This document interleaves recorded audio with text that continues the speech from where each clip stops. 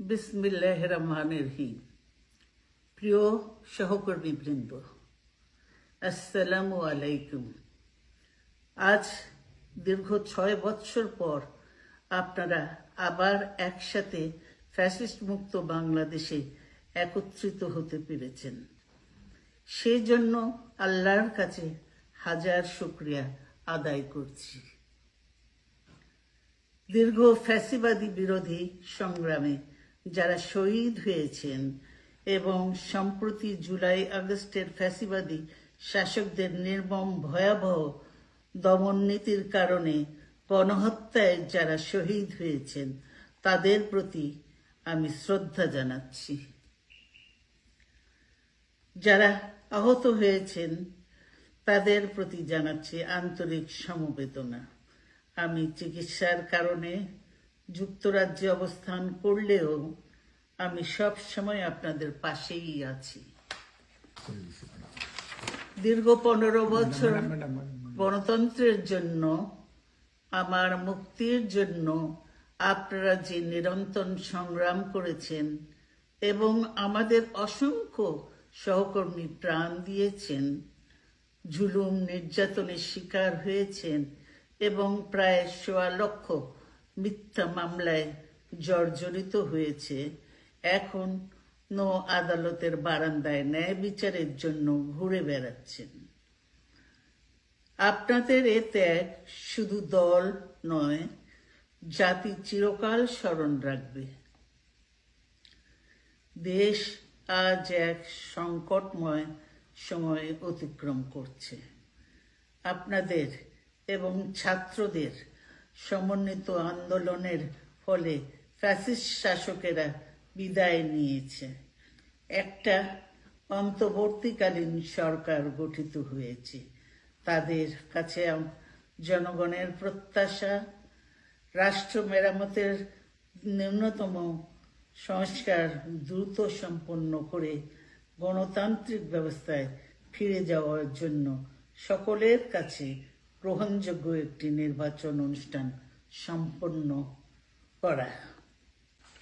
আমার অবর্তমানে দলের ভারপ্রাপ্ত চেয়ারম্যান, সিনিয়র নেতৃবৃন্দ এবং আপনাদের সকলকে সাথে সঙ্গে নিয়ে নিরন্তর কাজ করে দলকে সুসংহত করেছেন। আমি আপনাদের ধন্যবাদ জানাচ্ছি। আমি বিশ্বাস করি আপনারা শহীদ প্রেসিডেন্ট জিয়াউর রহমানের আদর্শে আরো উজ্জীবিত হয়ে আগামী নির্বাচনে সাফল্যের জন্য ঐক্যবদ্ধভাবে কাজ করবেন। এমন কোনো কাজ করবেন না যাতে আপনাদের এতদিনকার সংগ্রাম, আত্মত্যাগ বিফলে যায়। আমাদের সব সময় শহীদ প্রেসিডেন্ট জিয়াউর রহমানের সেই উক্তি মনে রাখা দরকার, ব্যক্তির চেয়ে দল বড়, দলের চেয়ে দেশ।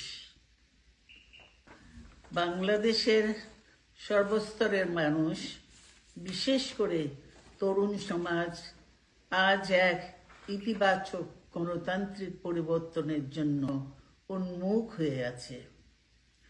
ক্ষুদ্র ক্ষুদ্র সংকীর্ণতা ভুলে দেশ ও জাতির বৃহত্তর স্বার্থে আমাদের কাজ করতে হবে।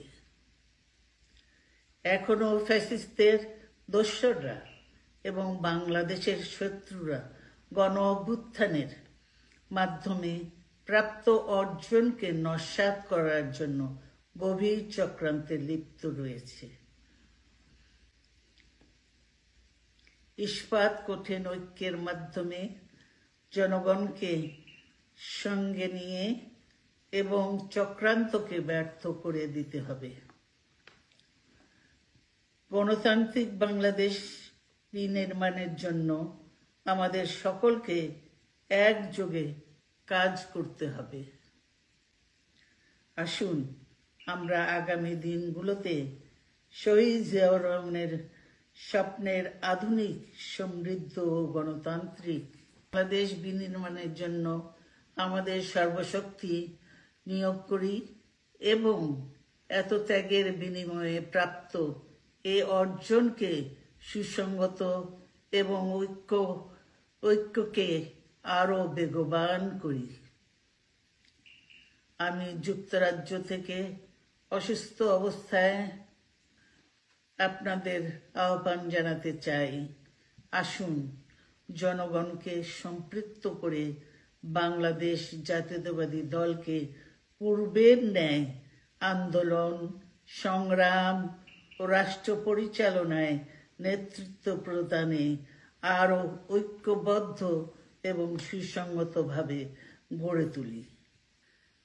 আপনাদের মাধ্যমে ছাত্র, যুবক সহ দেশবাসীর কাছে আহ্বান রাখতে চাই, আসুন প্রতিহিংসা, প্রতিশোধ নয়, পারস্পরিক ভালোবাসা ও ভ্রাতৃত্বের মাধ্যমে আমরা সকলে মিলে আমাদের প্রিয় মাতৃভূমিকে, বাংলাদেশকে সত্যিকার অর্থেই একটি বাসযোগ্য, উন্নত ও গণতান্ত্রিক রাষ্ট্রে পরিণত করি। আল্লাহ হাফেজ। বাংলাদেশ জিন্দাবাদ।